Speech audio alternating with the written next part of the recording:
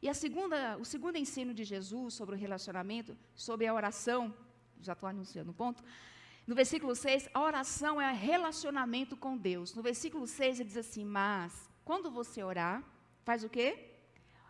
O Léo perguntou aqui quem tomou café, quem almoçou e quem fez o lanche da tarde. Então, vamos ler de novo?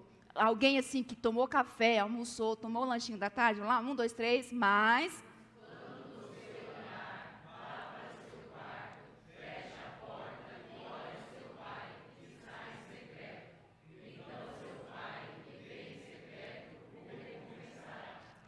Aí sim, realmente, a prova de que, né, comeram bem hoje, tiveram pelo menos 3 refeições no dia, ou 3 refeições por hora. Então, assim, oração é o segundo ensino de Jesus, que a oração é relacionamento com Deus. Primeiro que ele está falando de que vá para o seu quarto e feche a porta e ore a seu Pai. Então, Jesus está falando de um momento reservado, de um momento íntimo com Deus, né? Como eu disse, Jesus não está falando contra a oração pública. Pelo contrário, nós devemos orar juntos em comunidade. Mas Jesus também está falando dessa oração em particular com Deus. Que é através dessa prática que nós vamos nos relacionando e conhecendo mais a Deus. E geralmente a gente conversa com quem a gente vê. A gente conversa com quem a gente conhece, sim ou não? É sim. Só que quando a gente tem dificuldades de orar, a gente pode fazer um paralelo que talvez nós somos conhecidos de Deus e não amigos de Deus. Porque o amigo não tem muita reserva.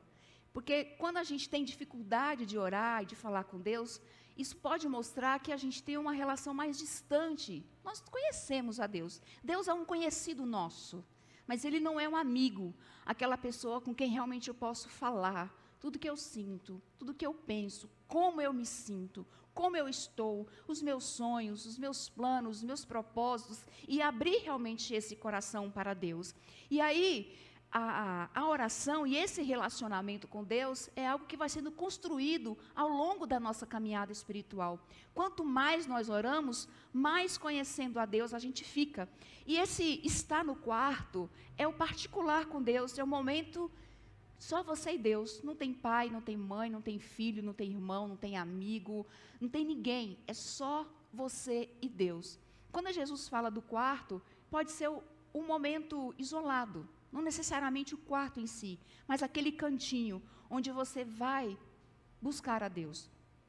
Onde você não vai ficar preocupado se alguém vai ouvir algo que você não quer que escute, mas onde você também vai ouvir em voz alta o que você está sentindo, o que você está pensando. E é muito interessante quando a gente pratica a oração nesse formato, onde a gente vai colocar diante de Deus e prestar atenção no que eu estou pensando, no que eu estou sentindo. Aí a gente começa a se conectar com Deus. A gente começa a estabelecer uma conexão com Deus. E quanto mais a gente convive com alguém, né, os casais aqui sabem disso, mais a gente se parece com ele. A gente vai pegando o jeito um do outro. E é interessante que quanto mais a gente vai estreitando esse relacionamento com Cristo, mais a gente vai ficando parecido com Cristo. Aliás, lá no livro de Atos, a primeira vez que os discípulos foram chamados de cristãos, ou seja, de pequenos cristos, é um Cristo em miniatura. E quanto mais a gente vai orando, a gente vai estreitando essa relação com Cristo e a gente vai ficando mais parecido com Ele, porque primeiro Ele se pareceu conosco, porque Ele desceu em forma humana, se tornou como um de nós, em carne e osso, sofreu como a gente sofre, sentiu as nossas dores. Agora é a gente que precisa se tornar parecidos com Ele. Amém? E a gente vai fazendo isso em todas as práticas espirituais, no cultuar, no jejum, na leitura da palavra, e principalmente na oração. Então, quando nós estamos nesse relacionamento com Deus, a gente não precisa ficar preocupado com o jeito que a gente vai falar. A gente só fala aquilo que a gente sente, porque Deus vai entender todos os nossos sentimentos. Então, a oração não é apenas pedir a Deus. Às vezes a nossa oração é baseada em pedir. Senhor, me dá isso, me dá aquilo, abre porta. E aí a gente fica nessa petição, petição, petição, e aí Deus, tá bom, beleza, legal. E aí, agora que ele começa a falar, a gente, tá bom, valeu Deus, tchau. Tenha um bom dia para o senhor, deixa agora que eu vou trabalhar. Foi muito bom conversar contigo. Já conversou com alguém? Você fala assim, oi, tudo bem? Você encontra a pessoa fala. E você só fica assim, parecendo uma lagartixa. Aí depois a pessoa vai embora, nossa, que bom conversar com você. Você só falou oi e tchau para ela. Às vezes a nossa oração com Deus é assim, a gente fala, e a gente não para ouvir a Deus. A gente não para ouvir o que Deus tem a falar conosco. Mas a gente precisa falar sim, precisamos falar, apresentar nossas dificuldades, nossos medos, sem reservas, sem uma oração sincera. E aí, falando de oração sincera, eu me lembro, um tempo atrás, que a gente foi num congresso de célula, e aí um pastor estava contando uma experiência, que um pastor já aposentado da igreja dele, morava sozinho, porque ele era viúvo, e ele já era bem idoso, e um cara entrou na casa dele para roubar. E ele já era idoso, tinha lá seus mais de 80 anos, e ele era muito fiel a Deus. E aí esse ladrão entrou, amarrou ele, deixou de joelho, de braços para trás, e pegou o que bem queria, com a arma na mão, e falou assim, agora você fica aí que eu vou embora, você espera. E ele falou assim, não, eu tenho um propósito com Deus, que toda pessoa que eu encontrar que não conhece, eu tenho que orar por ela. Aí o bandido falou assim, tá bom, ora, vai, ora logo que eu quero ir embora, que eu preciso ir. Aí esse pastor, o senhor ajoelhado, falou assim, Senhor, o senhor sabe desse bandido vagabundo que está aqui na minha casa, que me amarrou, roubando as minhas coisas, desse malandro, Senhor, agora eu te peço que quando ele sair daqui, que um caminhão passe por cima dele, que ele seja atropelado, mas que ele não morra. Que ele não morra, porque ele tem que sofrer pelo que ele está fazendo comigo. E aí o cara começou a ficar assim, falou assim, não, peraí, pega leve. Falou assim, não, eu estou orando, estou sendo sincero com Deus, eu estou falando dos meus sentimentos. Aí o ladrão falou assim, não, peraí, então tá bom, então eu não vou levar isso aqui não, eu vou deixar isso aqui. Não vou levar tudo.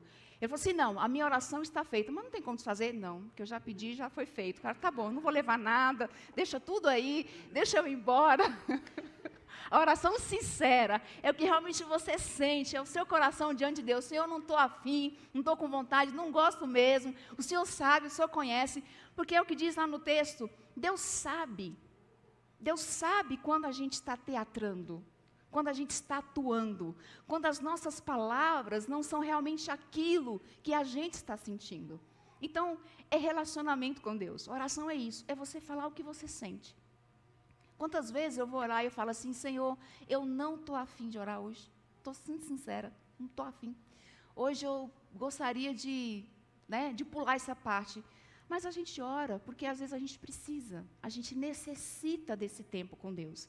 E aí ele diz, vá para o quarto e feche a porta. Ou seja, é o lugar onde ninguém vê.